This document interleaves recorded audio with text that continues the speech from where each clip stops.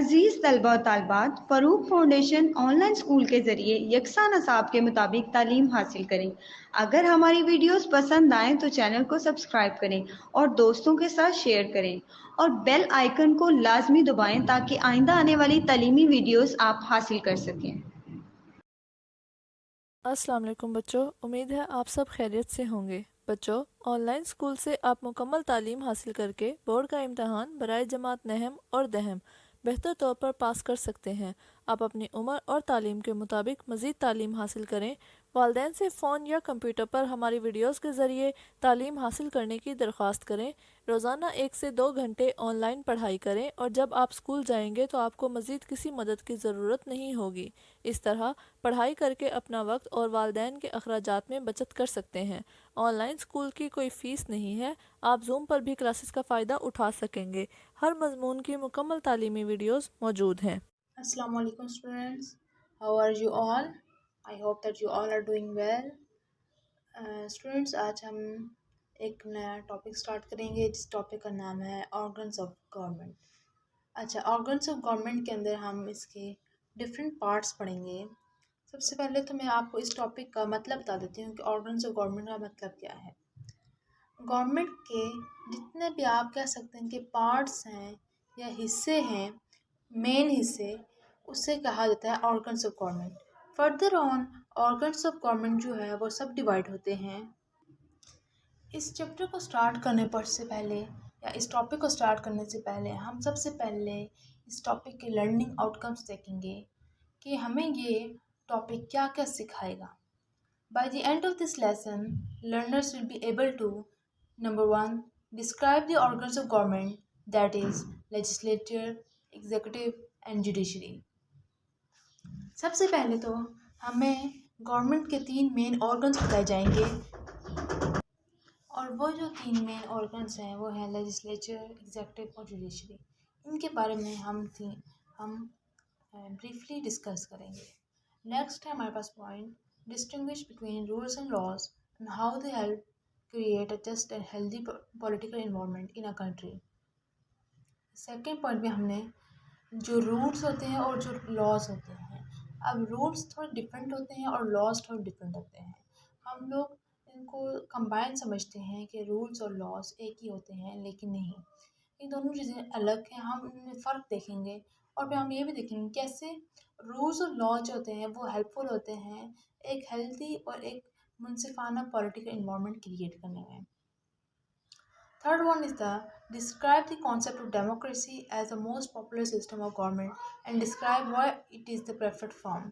Third में हमें बताया जाएगा कि जमहूरियत का कॉन्सेप्ट क्या है और बहुत सारे गवर्नमेंट में ये पॉपुलर सिस्टम है डेमोक्रेसी का और ये क्यों ज़रूरी है और उसको क्यों प्रेफर किया जाता है। ठीक है, डेमोक्रेसी को बहुत प्रेफर किया जाता है और उसके प्रेफर करने की वजूहत क्या हैं वो हम देखेंगे। फोर्थ टर्म है हमारे पास describe the term leader and their qualities. हमने देखना है कि लीडर का किसे कहते हैं, लीडर की टर्म की डेफिनेशन क्या है और लीडर की क्वालिटीज़ क्या होती हैं। याद रखिएगा, हर जो पॉलिटिकल पर्सन होता है, हर पर्सन जो है वो पॉलिटिकल पर्सन तो हो सकता है, मे बी हो जाए, लेकिन हर पॉलिटिकल पर्सन लीडर नहीं होता। इसीलिए हम लोग लीडर की टर्म को डिफ़ाइन करेंगे और उसकी क्वालिटीज़ को भी देखेंगे। नेक्स्ट है define the term general elections. General elections क्या होते हैं इसको हम देखेंगे। The last one is describe the formation and functions of political parties and how do they contest elections according to their manifesto. फिर बताया जाएगा कि पॉलिटिकल पार्टीज कैसे बनती हैं, कोई भी पॉलिटिकल पार्टी होती है वो कैसे बनती है, उसका फंक्शन क्या होता है। उसके साथ साथ वो इलेक्शंस में अपने मैनिफेस्टो के अलावा, हर पार्टी का अपना मैनिफेस्टो होता है, अपना मोटिव होता है, वो उस मोटिव के अकॉर्डिंग कैसे इलेक्शंस में जाते हैं और कैसे इलेक्शंस लड़ते हैं। ठीक है, तो टॉपिक स्टार्ट करने से हमारे पास एक एक्टिविटी है, think and answer, pink box में है। पहला क्वेश्चन गया है why is government necessary for any state. ठीक है, उसके बाद है make a list of facilities that our government provide to its citizen. ठीक है, 3 हमारे पास है। अच्छा, अब पहले में आप लिखेंगे कि why is government necessary for any state? Obviously अगर आपसे पूछा जाए कि गवर्नमेंट क्यों बनाना ज़रूरी है, तो आप कहेंगे कि लोगों की फलाह के लिए, उनकी ज़िंदगी के तहफ़्फ़ुज़ के लिए, उनकी जानो माल के तहफ़्फ़ुज़ के लिए और इंसाफ के लिए, और इन तीनों चीज़ों के लिए तीनों चीज़ें एक रियासत की ज़िम्मेदारी होती हैं। और जाहिर सी बात है, रियासत फिर कुछ लोगों को मुंतखब करेगी जो गवर्नमेंट बनाएंगे, और फिर वो गवर्नमेंट की ज़िम्मेदारी है। तो आप इसमें लिखेंगे for the welfare of the people, protection of life and property and provision of justice. ठीक है, to fulfil this a government is for. इतनी सी बात, तीन चीज़ें हैं, welfare of the people, protection of life and property, और third one है प्रोविजन ऑफ जस्टिस। फिर आपको बताया जाएगा, नेक्स्ट है हमारे पास, make a list of facilities that a government provide to its citizen. वही चीज़ें हैं कि गवर्नमेंट क्या प्रोवाइड करती है अपने सिटीजन को, कौन सी फैसिलिटीज़ प्रोवाइड करती है। आप इसमें लिख रहे हैं security and safety of rights. ठीक है, फिर आप नेक्स्ट में लिख लें प्रोविजन ऑफ जस्टिस, और थर्ड में लिख लें प्रोटेक्शन ऑफ टेरिटरी।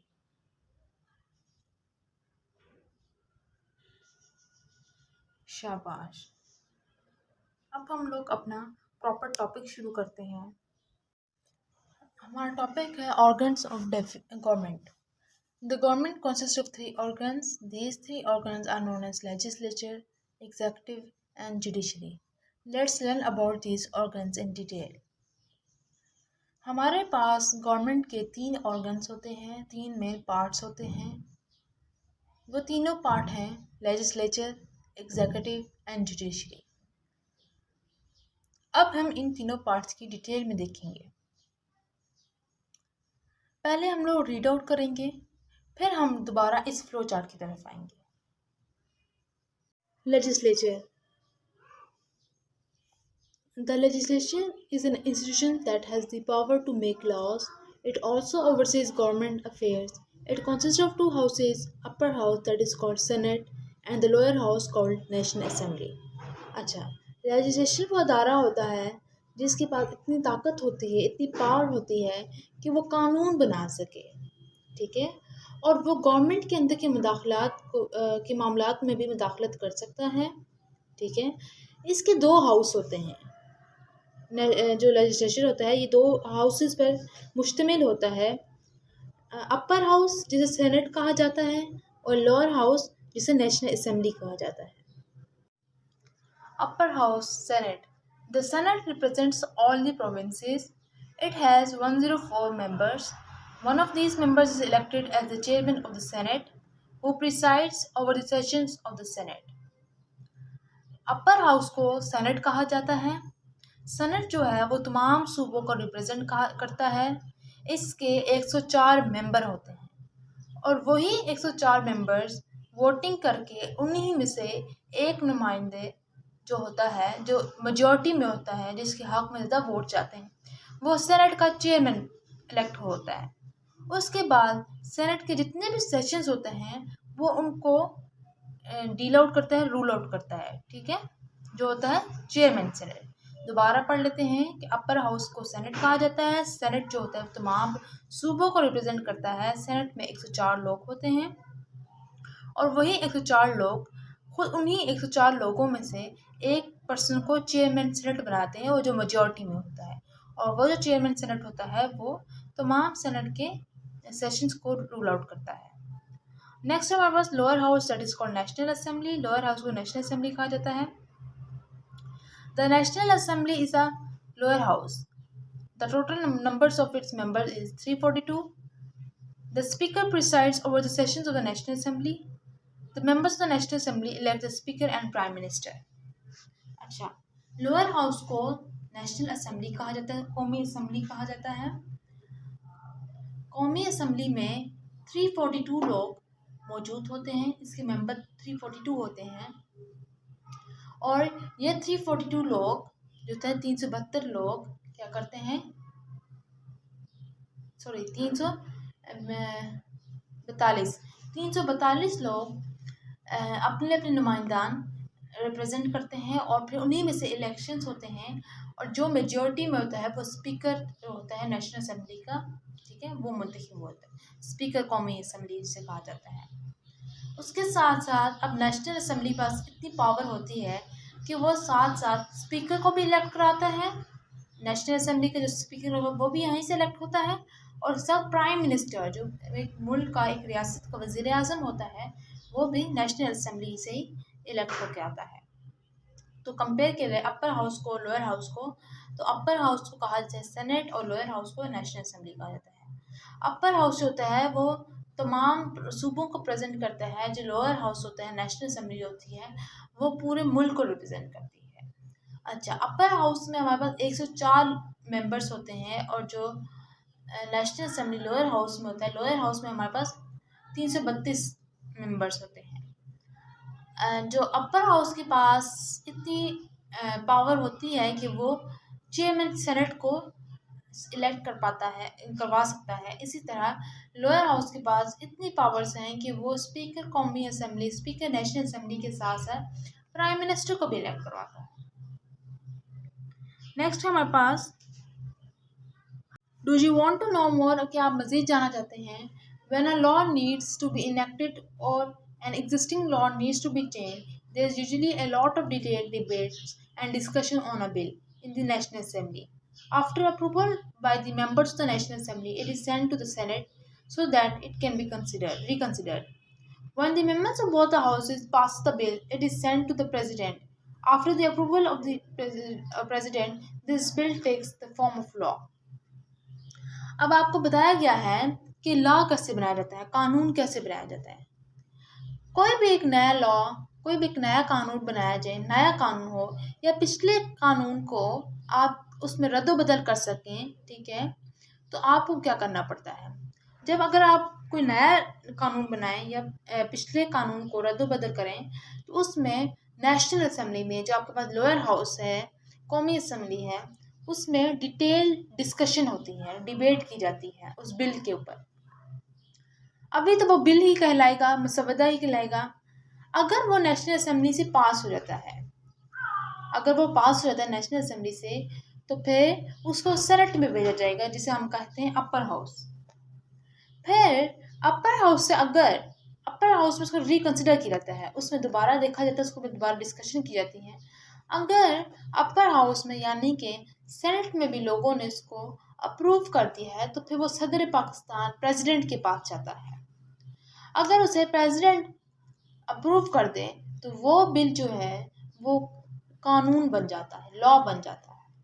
तो सबसे पहले क्या होता है कि सबसे पहले एक नया कानून या फिर पिछले कानून में अगर कोई चेंजेस की जाए करनी हो, तो उसके लिए नेशनल असेंबली में डिबेट्स होती हैं, डिस्कशन होती है।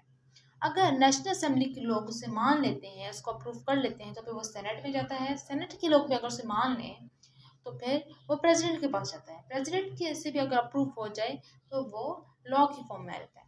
फॉर एग्जांपल, अब मैं आपको ये बात बता दूं, अगर नेशनल असेंबली में वो तो अप्रूव हो गया है, ठीक है, नेशनल असेंबली से वो अप्रूव हो गए हैं, लेकिन जब वो सेनेट में जाएगा, सेनेट के लोग अगर उसको रिजेक्ट कर लेते हैं तो वो वहीं से ही रिजेक्ट हो जाएगा, ठीक है।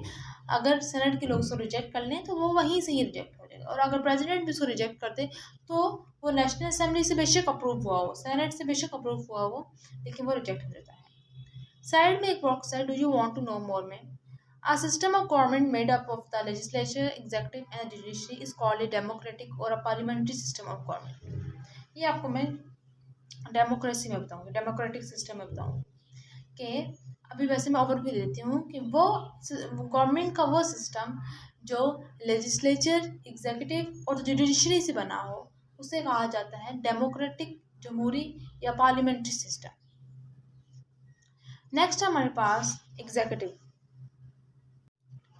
The laws made by the legislature are enforced by the executive. The executive consists of the Prime Minister and his cabinet. The Prime Minister is the head of the federal government. The institution handles the administrative affairs of the country such as education, health, transportation, tourism. अब आपको बताया गया है कि executive क्या है। Legislature से जब कानून की शक्ल ले लेता है तो वो एग्जीक्यूटिव के पास जाता है। अब एग्जीक्यूटिव क्या है? एग्जीक्यूटिव में प्राइम मिनिस्टर जो होते हैं, वजीर आजम जो होते हैं वो, और उनकी काबीना शामिल होती है। कैबिनेट काबीना को कहा जाता है, उनकी टीम शामिल होती है। ठीक है। प्राइम मिनिस्टर जो होते हैं वो उस जमहूरी जो वफाकी गवर्नमेंट होती है उसके हेड होते हैं और वो तमाम तरह अदारों को कंट्रोल करते हैं। एडमिनिस्ट्रेटिव अफेयर्स हो गए मुल्क के, जिस तरह एजुकेशन हो गया, हेल्थ हो गया, ट्रांसपोर्टेशन हो गया, टूरिज्म हो गया, इस तरह के तमाम अफेयर्स को वज़ीर आज़म हेड करते हैं, हैंडल करते हैं। जब हमारे पास कानून या बिल पास होके आ जाता है, बन के आ जाता है, तो फिर आप उसके प्राइम मिनिस्टर की, वज़ीर आज़म की और उसकी काबीना की, उसकी कैबिनेट की ज़िम्मेदारी है कि वो उस लॉ को मुल्क में कानून को नाफिज करें। ठीक है, ये होता है कानून को नाफिज करें। नेक्स्ट है हमारे पास judiciary. Laws made by the legislature and implemented by the executive are enforced by the judiciary. It protects the right of the people and provides them justice. Judiciary has the power to punish those who violates law. The judiciary hears cases through the courts and interprets laws of the state. Judiciary जो होती है मतलब अदलिया। अच्छा, अब legislature ने law बना लिया और एग्जीक्यूटिव ने उसको कानून में नाफिज भी करवा दिया, लेकिन अब जो जुडिशरी है, अदलिया है, उसकी जिम्मेदारी है कि वो लोगों के हकूक़ का तहफ़्फ़ुज़ कर सके और उनको इंसाफ मुहैया कर सके, इंसाफ पहुंचा सके। अगर कोई भी शख्स, बेशक वो गवर्नमेंट से हो, बेशक वो वज़ीर आज़म हो, कानून की नफ़ी करता है, कानून की खिलाफ वर्जी करता है, तो फिर अदलिया के पास, जुडिशरी के पास इतनी पावर होती है कि वो उनको सज़ा दे सके, उनको पनिश कर सके।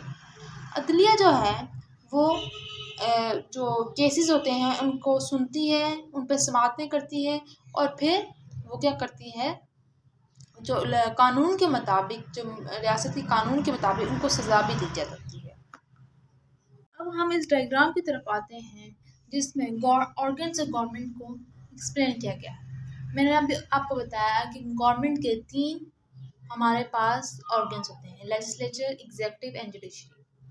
अच्छा, लेजिस्लेचर में आता है 3 चीज़ें, सेनेट, नेशनल असेंबली और प्रेसिडेंट। लेजिस्लेचर का मैंने आपको बताया था काम क्या होता है, कानून बनाना, मुल्क की सियासत के बारे में आप उसमें डिस्कशन कर सकते हैं और गवर्नमेंट के अफेयर्स में वो मुदाखलत भी कर सकता है।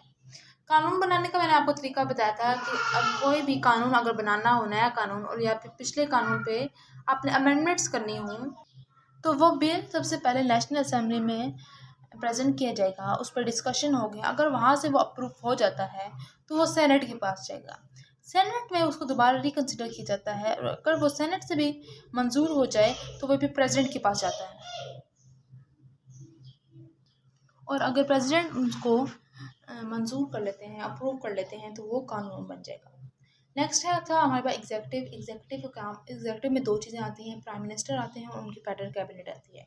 मतलब प्राइम मिनिस्टर का मतलब वज़ीर आज़म और फेडरल कैबिनेट का मतलब उनकी टीम, काबीना उनकी।